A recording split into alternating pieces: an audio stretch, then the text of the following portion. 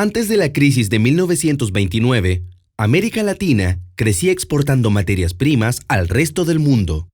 Pero la crisis lo cambió todo. Los países de América Latina se encontraron en un grave problema. La demanda mundial de sus productos cayó dramáticamente, poniendo fin al modelo de exportación primaria de la llamada primera globalización. Los países industrializados ya no necesitaban los bienes primarios para sus fábricas, que estaban paralizadas, ni muchos de los alimentos que ya no podían permitirse en sus mesas. El problema no era solo que se vendiera menos cantidad de productos, sino que se produjo una caída general de precios que afectó más a los bienes exportados que a los importados. Este encarecimiento relativo de las importaciones, sumado a la reducción de los volúmenes exportados, tuvo un efecto tremendo sobre la región. Cayeron fuertemente los ingresos, hubo déficits fiscales y se paralizaron las importaciones. Durante esta etapa, el economista argentino Raúl Prebisch estaba en importantes puestos de gobierno intentando capear el temporal. Esta experiencia en un contexto de crisis lo llevó a reflexionar sobre lo que había ocurrido. Llega a la idea de que el encarecimiento relativo de las importaciones no se da solo en el marco de la crisis, sino que es una tendencia. Tendencia que se conoce como caída de los términos de intercambio o tesis Singer-Prebisch, ya que Hans Singer, economista del desarrollo, llegó a la misma conclusión al mismo tiempo en Inglaterra.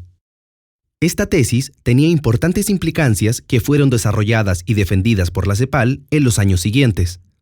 Si el precio de los productos primarios en los que se especializaba América Latina iba bajando con respecto a los productos manufacturados que se compraban a los países industrializados, la posición de América Latina iba empeorando. Necesitábamos vender más alimentos, más minerales, más caucho, para poder comprar los mismos bienes. Esto desafiaba la teoría del comercio internacional dominante, la de las ventajas comparativas formuladas por el economista inglés David Ricardo. Los países periféricos mantendrían su posición subordinada si no lograban romper esa dinámica. Por lo mismo, debían apostar por industrializarse, y para eso, el Estado tenía que actuar de forma enérgica para romper la asimetría que generaba el sistema capitalista dentro de los intercambios internacionales. Pero, ¿por qué ocurría esta caída de los términos de intercambio según Prebisch? Dentro de su marco explicativo, hay varias fuerzas que estarían actuando. Por un lado, está la teoría de la elasticidad ingreso de la demanda. Esto significa que cuando un inglés tenía más dinero, compraba un café brasileño que antes no compraba. Si su ingreso aumentaba, podía tomarse otra taza de café al día. Pero si su ingreso se multiplicaba por 20, no tomaría 20 tazas de café al día. Así, la demanda por bienes primarios aumenta, en el margen, menos que el ingreso. Por otra parte, cada vez más países se van sumando a la venta de café, compitiendo por el mismo mercado. Eso hace que el precio del café tienda a bajar. En segundo lugar, por la estructura de los mercados de trabajo de los países periféricos. A estos se les hace más difícil retener los frutos del aumento de productividad en las actividades primarias. O sea, se logra producir más con lo mismo, pero en vez de que los trabajadores o los empresarios ganen más por ser más eficientes, los precios de los productos bajan, lo que beneficia a los países ricos. Una tercera fuerza que actuaría es el cambio tecnológico. Muchos productos primarios son reemplazados por productos sintéticos o artificiales, perdiendo posición en el mercado. Así, el salitre potásico fue reemplazado por el salitre sintético y el caucho por productos derivados del petróleo. Un cuarto elemento que influiría en la caída de los términos de intercambio sería que la amplitud de los ciclos económicos en los países de la periferia es mayor que en los países del centro. Cuando hay bonanza económica, los precios de las materias primas aumentan porque aumenta la demanda, pero cuando hay contracciones, estos caen aún más porque no hay mecanismos institucionales que frenen esa caída. Estas ideas y sus consecuencias, entre ellas la necesidad de impulsar la industrialización y fortalecer el rol de Estado, tuvieron un gran impacto en la época, logrando el apoyo de muchos intelectuales y gobiernos latinoamericanos, aunque también recibieron ataques. Pero, ¿tenía razón Prebisch cuando afirmaba que los términos de intercambio tendían a deteriorarse en el tiempo? Prebisch tenía razón en que venían cayendo entre 1914 y 1950. Pero él también pensaba que los términos de intercambio habían caído entre 1880 y 1914, y hoy sabemos que no fue así. En realidad, los términos de intercambio mejoraron para América Latina en aquel periodo.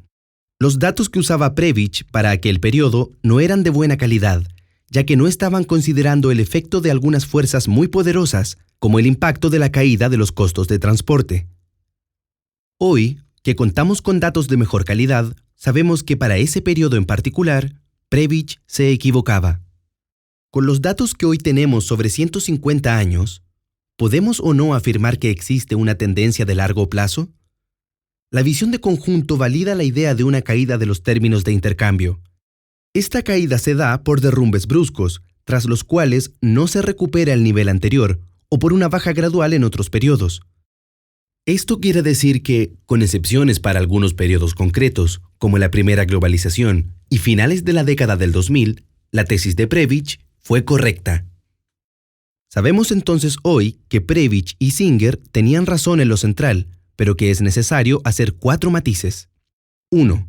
Como vimos, hay periodos concretos en que los términos de intercambio han mejorado, más allá de que en general han caído. 2. No existe un solo tipo de bienes primarios, sino que hay muchos y cada uno se comporta de forma diferente. Para simplificar podemos definir categorías: los bienes agrícolas de clima templado, los bienes agrícolas de clima tropical y los bienes no reproducibles, metales, petróleo, etc. Si bien en el largo plazo los 3 grupos han participado de la tendencia a la caída, sus niveles y cronología han sido algo diferentes. 3. Lo que se debe discutir desde la actualidad es hasta qué punto los bienes primarios son representativos de la estructura de comercio exterior de los países de América Latina. El cuadro en que los países de América Latina exportaban materias primas y recibían bienes industriales debe ser visto de forma más compleja, por el aumento del comercio intraindustrial y una creciente deslocalización industrial. 4. Los países de América Latina son muy diferentes entre sí, en cuanto a tamaño, riqueza, matriz productiva, dotación de factores, inserción en la actual etapa de globalización, etc. Por lo mismo, los efectos de los términos de intercambio han sido muy distintos sobre ellos. El debate sigue estando abierto y cobra especial vigencia cuando el alto precio alcanzado por la mayoría de las materias primas y alimentos a principios del siglo XXI genera una ola de bienestar, al tiempo que un aumento de la dependencia de la exportación primaria en varios países de la región, lo que se conoce como reprimarización. Mientras que es aún prematuro concluir que la tendencia al deterioro de los términos de intercambio se ha revertido permanentemente, sí se reafirma la idea de la alta volatilidad y carácter cíclico de los precios. En un nuevo escenario internacional, con reconfiguraciones del centro y la periferia, reaparecen igualmente los problemas vividos en el pasado. El impacto de estos ciclos en la distribución del ingreso y la riqueza, el impacto sobre la especialización productiva y la llamada heterogeneidad estructural, el impacto sobre las políticas públicas y su estabilidad. Hoy, como en el pasado, se impone el estudio riguroso de los hechos históricos y enfrentar los desafíos del desarrollo latinoamericano que siguen estando presentes. Superar la limitada diversificación productiva y la heterogeneidad estructural. Promover un desarrollo con equidad cimentado en los cambios en la estructura productiva y transformar las formas de inserción de América Latina en el orden mundial. Para estas tareas, los aportes y la tradición de Prebisch y la CEPAL mantienen plena vigencia.